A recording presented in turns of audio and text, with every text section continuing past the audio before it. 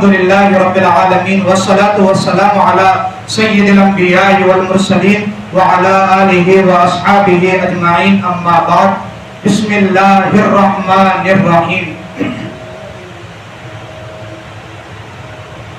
میں نے آپ لوگوں کو اس سے پہلے بتایا کہ اللہ تبارک و تعالیٰ نے جب قرآن کریم نازل فرمایا تو سب سے پہلے جو آیت نازل فرمائی وہ اقرأ بسم ربک الذی خلق، کہ آپ پڑھیے اس رب کے نام سے جس نے آپ کو پیدا کیا، اس رب کے نام سے جس رب نے آپ کو پیدا کیا۔ تو اس کے لیے بسم اللہ الرحمن الرحیم قرآن کے شروع میں لکھ دیا۔ بسم اللہ الرحمن الرحیم کا مطلب ہوتا ہے میں شروع کرتا ہوں اللہ کے نام سے جو بڑا مہربان نہایت رحم والا ہے۔ بسم اللہ، میں شروع کرتا ہوں بسم اللہ اللہ کے نام سے، بسم اللہ الرحمن جو بڑا مہربان، الرحیم رحم کرنے والا ہے۔ بسم اللہ الرحمن الرحیم، میں شروع کرتا ہوں اس رب کے نام سے جو بڑا مہربان نہایت رحم کرنے والا ہے۔ اس کا مطلب ہوتا ہے پہلے زمانے میں تورات، زبور، انجیل، یہ جو تین کتابیں ہیں یہ آسمانی کتابیں ہیں۔ ایک حضرت موسیٰ علیہ السلام پر، ایک حضرت عیسیٰ علیہ السلام پر، اور ایک حضرت داؤد علیہ السلام پر، اور ایک قرآن کریم یہ اللہ کے نبی رسول اللہ صلی اللہ علیہ وسلم پر نازل ہوئی۔ چار آسمانی کتابیں۔ کتنی آسمانی کتابیں؟ یہ باتیں ہر ایک مسلمان کو جاننا ضروری ہے، ہر ایک مسلمان کو یاد رہنا ضروری ہے۔ اس لیے کہ کبھی کبھی ایسا ہوتا ہے کہ ہم کہیں سفر کرتے ہیں یا پھر ہم کہیں باہر چلے جاتے ہیں تو جو غیر لوگ ہیں وہ ہم سے سوال کرتے ہیں کہ کیا آپ کے کتابوں میں یا پھر آپ کے اسلام میں اس طرح کی باتیں ہیں، تو نعوذ باللہ مسلمان ہمارا خاموش رہ جاتا ہے، انہیں صحیح سے جواب نہیں دے پاتا۔ ایک پنڈت کا واقعہ سن رہا تھا میں کہ وہ ایک سفر کر رہے تھے کسی جگہ پر، ٹرین میں سفر کر رہے تھے۔ جب انہوں نے دیکھا کچھ لوگ داڑھی جھبے والے ٹرین میں بیٹھے ہیں تو ان لوگوں سے جا کر اس نے گفتگو کرنا شروع کر دیا اور جا کر پوچھنے لگا کہ آپ کے جو نبی ہیں اس نبی کا نام کیا ہے؟ تو سب نے جواب دیا، چونکہ سب مسلمان تھے، سب کہنے لگے محمد نام ہے ہمارے نبی کا۔ تو کہنے لگے اچھا ٹھیک ہے کوئی بات نہیں۔ تو اس نے آگے واپس یہ سوال کر دیا کہ تمہارے نبی کے باپ کا یعنی والد کا نام کیا ہے؟ تو اتنا تو سب کو معلوم ہے، کہنے لگا عبداللہ نام ہے۔ تو کہا ٹھیک ہے کوئی بات نہیں۔ اس کے بعد واپس اس نے سوال کیا کہ تمہارے نبی کے دادا کا نام کیا ہے؟ تو سب کے سب خاموش ہو گئے۔ کیا ہو گئے؟ سب خاموش ہو گئے۔ وہ پنڈت پریشان ہو گیا، حیران ہو گیا کہ جس نبی نے، کہنے لگا تم سے زیادہ تو اسلامی کتابیں میں نے پڑھی ہے۔ وہ کہنے لگا کہ مجھے افسوس ہو رہا ہے کہ میں نے تمہارے نبی کے بارے میں، تمہارے پروفٹ کے بارے میں نے اتنی ساری کتابیں پڑھی ہیں، تو مجھے ان کتابوں کے لاسٹ میں آخر میں یہ بات معلوم ہوئی کہ تمہارے نبی نے تمہارے لیے اتنی ساری تکلیفیں اٹھائی ہیں لیکن تمہیں تو ان کے پردادا کا نام بھی یاد نہیں ہے۔ اس کے بعد بات یہی ختم نہیں ہوتی ہے، اس کے بعد واپس ٹرین کا چکر لگاتا ہے اور ادھر سے ادھر، ادھر سے ادھر دیکھتا ہے کہ کون داڑھی والا ہے، کون جبے والا ہے، گھومتا ہے۔ سب سے آگے جا کر ایک بندہ ملتا ہے جو داڑھی جبے میں بیٹھا ہوا تھا، اس کے بازو میں جا کر بیٹھتا ہے، گفتگو کرتا ہے، بات چیت کرتا ہے، اور بات چیت کرنے کے بعد اس کو پوچھتا ہے کہ بھائی تیرے نبی کا نام کیا ہے اور تیرے نبی کے باپ کا نام کیا ہے؟ مجھے معلوم نہیں، مجھے بتا دو۔ تو وہ بندہ پڑھا لکھا تھا، غالباً حافظ بھی تھا، عالم بھی تھا۔ کہنے لگا محمد بن عبداللہ بن عبد المطلب بن ہاشم بن عبد مناف بن قصی بن کلاب بن مرہ بن کعب بن لؤی بن غالب بن فہر بن مالک بن نصر بن کنانہ بن خزیمہ بن مدرکہ بن الیاس بن مزر بن نزار بن معد بن عدنان. یہاں تک کہ میرے نبی کا جو سلسلہ ہے مکمل ہے، اس کے آگے اختلاف کے ساتھ ہے. تو پنڈت خاموش ہو گیا اور اس بندے کو یہ کہنے لگا کہ مجھے اب یہ سن کر خوشی ہونے لگی، ورنہ میں نے ٹرین میں کتنے سارے لوگوں کو یہ سوال کیا، کتنے سارے مسلمانوں سے یہ سوال کیا، ہر ایک مسلمان اپنی زبان بند کر کے بیٹھا تھا. یعنی کسی کو اپنے نبی کی زندگی معلوم ہی نہیں ہے. خیر بات آگے بڑھ جائے گی. کچھ چیزیں، کچھ باتیں ہر مسلمان کو جاننا ضروری ہے، تو اس لیے آپ لوگوں سے کہہ رہا ہوں کہ کچھ باتیں جاننا ضروری ہے، تو آپ لوگ بھی کیا کرو، یاد رکھو. ٹھیک ہے. بسم اللہ الرحمن الرحیم کا مطلب ہوتا ہے شروع کرتا ہوں اللہ کے نام سے جو بڑا مہربان نہایت رحم کرنے والا ہے. اب تورات، زبور، انجیل اور قرآن کریم، یہ چار کتابیں ہمیشہ یاد رکھو. زندگی میں اللہ نے آسمان سے 4 کتابیں نازل فرمائی، تورات، زبور، انجیل اور قرآن کریم.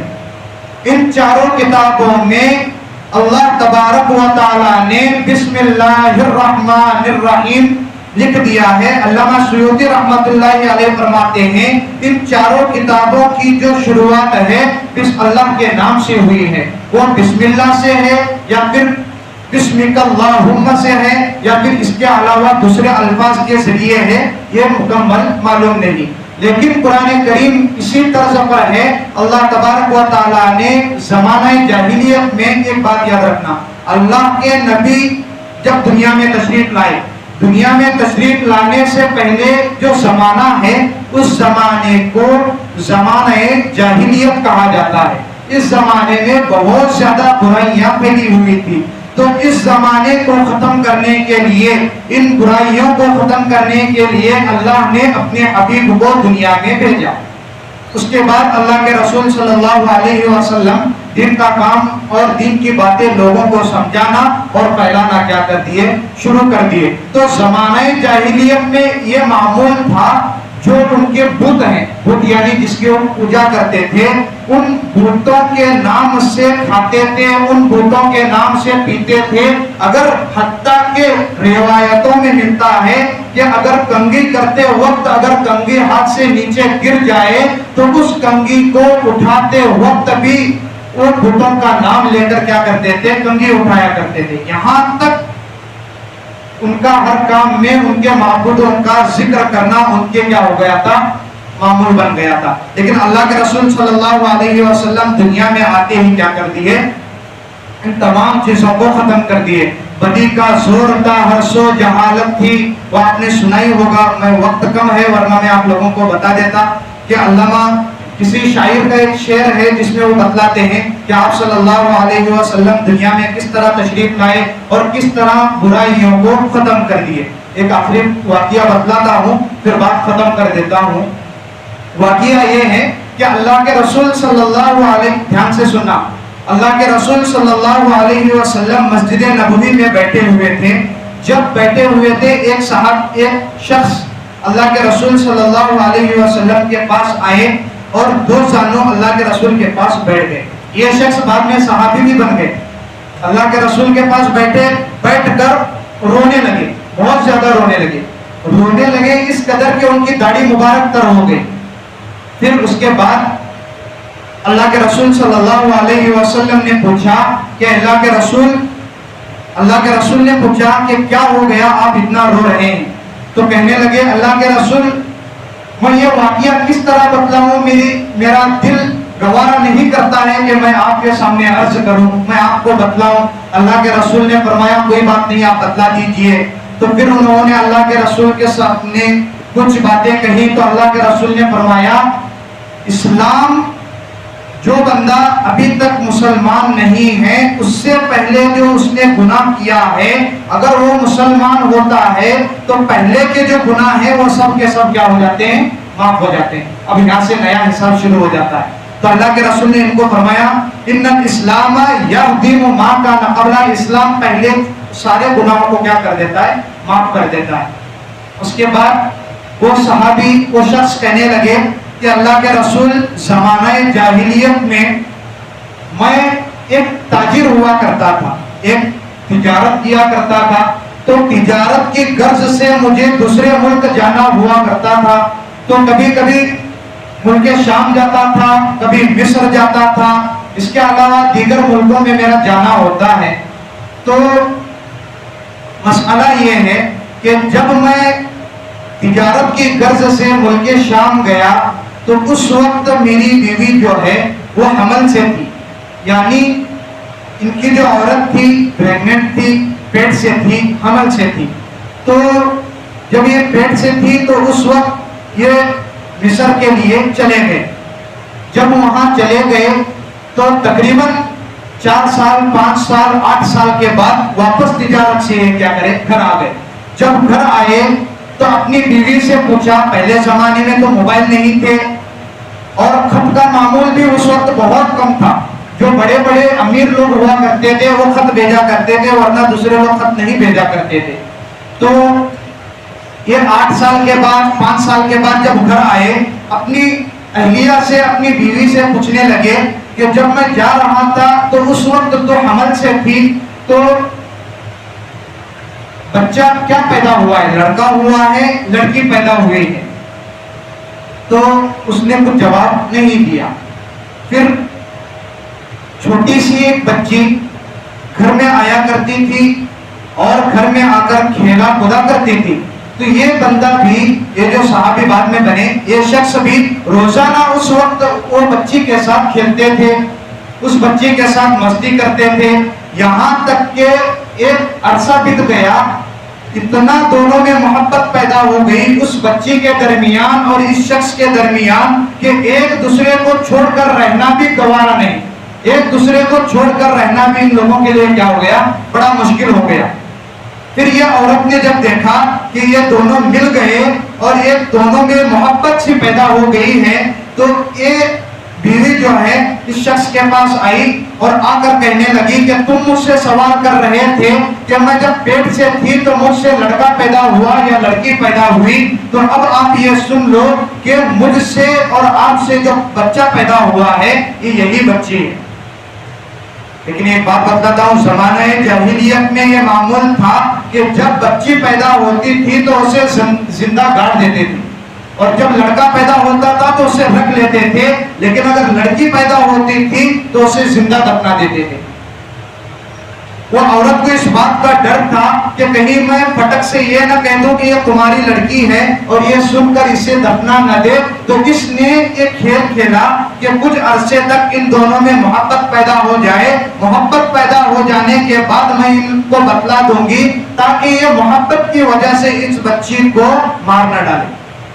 پھر ایک عرصہ جب بیت گیا، معلوم چلا کہ یہ انہی کی لڑکی ہے، تو اس بچی کو اٹھاتے ہیں، اس بچی کو لے کر اپنے کھیت میں چلے جاتے ہیں، جانے کے بعد میں اس بچی کو ایک سائڈ میں بٹھا دیتے ہیں، اور بٹھانے کے بعد یہ بندہ جو آلات ہیں زمین کھودنے کے وہ آلات لے کر آتے ہیں، لے کر آنے کے بعد زمین کھودنا شروع کر دیتے ہیں، زمین کھودتے ہیں کھودتے ہیں کھودتے ہیں، پسینہ ہوتا ہے، وہ بچی آتی ہے کہتی ہے ابا آپ کو بہت زیادہ پسینہ ہو رہا ہے، آپ سائڈ میں بیٹھ جائیے، مجھ سے جتنا ہو سکے گا میں اتنا کھودوں گی۔ یہ شخص ایک نہیں مانتا ہے، دو نہیں مانتا ہے، اس بچی کو واپس دوسری طرف لے جا کر بٹھاتا ہے، واپس یہ کھڈا کھودنا شروع کر دیتا ہے، کچھ وقت گزرتا ہے، پھر پسینہ آنا شروع ہو جاتا ہے، یہ بچی واپس اپنے باپ کے پاس آتی ہے، اپنا رومال لے کر اس باپ کا کیا کرتی ہے، پسینہ پوچھنے لگ جاتی ہے، لیکن واپس یہ باپ اپنی بچی کو لے جا کر سائڈ میں بٹھا دیتا ہے، 2 سے 4 مرتبہ ایسا ہوتا ہے، اس کے بعد وہ اپنی بچی کو لے آ کر اس کھڈے میں رکھ دیتا ہے۔ جب کھڈے میں رکھتا ہے تو وہ بچی اپنے باپ سے کہتی ہے کہ میری زندگی مجھے بخش دیجئے، میں زندگی پر کبھی آپ کو اپنی شکل نہیں بتلاؤں گی، مجھے آپ اپنی ملکیت سمجھ کر چھوڑ دیجئے، میں زندگی پر کچھ کماؤں گی کچھ کھاؤں گی، زندگی بھر آپ کے سامنے کبھی نہیں آؤں گی، کسی کو یہ معلوم ہونے تک نہیں دوں گی کہ میرے باپ آپ ہو، کسی کو یہ معلوم تک نہیں ہونے دوں گی کہ میرا باپ آپ ہو اور میں آپ کی اولاد میں سے ہوں۔ یہاں تک یہ بچی کہتی ہے، لیکن اس شخص کے دل میں تھوڑا سا بھی رحم پیدا نہیں ہوتا ہے، وہ مٹی ڈالتا ہے ڈالتا ہے ڈالتا ہے، جب گردن تک وہ مٹی چلے جاتی ہے تو اس وقت وہ بچی کہتی ہے، اے میرے باپ تجھے اس رب کی قسم جس نے تجھے پیدا کیا، اے میرے باپ اس رب کی قسم جس رب نے تجھے پیدا کیا، مجھے اس طرح زندہ درگور مت کر دے، مجھے میری زندگی بخش دے تاکہ میں اپنی زندگی جی لوں۔ لیکن وہ باپ اپنی بچی کی ایک نہیں سنتا، دو نہیں سنتا، اس بچی کو اسی طرح دفن کر دیتا ہے، اسی طرح زندہ درگور کر دیتا ہے۔ یہ واقعہ اللہ کے رسول صلی اللہ علیہ وسلم کے سامنے وہ صحابی بولنے لگے، یہاں تک کہ جب واقعہ ختم ہوا اللہ کے رسول صلی اللہ علیہ وسلم کے چہرے سے اتنا پسینہ اور اللہ کے رسول صلی اللہ علیہ وسلم کے آنکھوں سے اتنے آنسو جاری ہو گئے کہ اللہ کے رسول کی داڑھی مبارک تر بتر ہو گئی، یہاں تک کہ پانی نیچے ٹپکنے لگ گیا، آنسو کے قطرے زمین پر گرنے لگ گئے۔ اللہ کے رسول نے کہا اپنی کیا کر لی، اپنی نظر جھکا لی۔ تو اللہ کے رسول نے اس کے بعد بتلایا، ان الاسلام یہدم ما کان قبل، اسلام ایک ایسا دھرم ہے جو اسلام لانے سے پہلے جس بندے نے جتنے بھی گناہ کیے ہوں گے، اسلام لانے کے بعد وہ سارے کے سارے گناہ کیا ہو جاتے ہیں، بخش دیے جاتے ہیں۔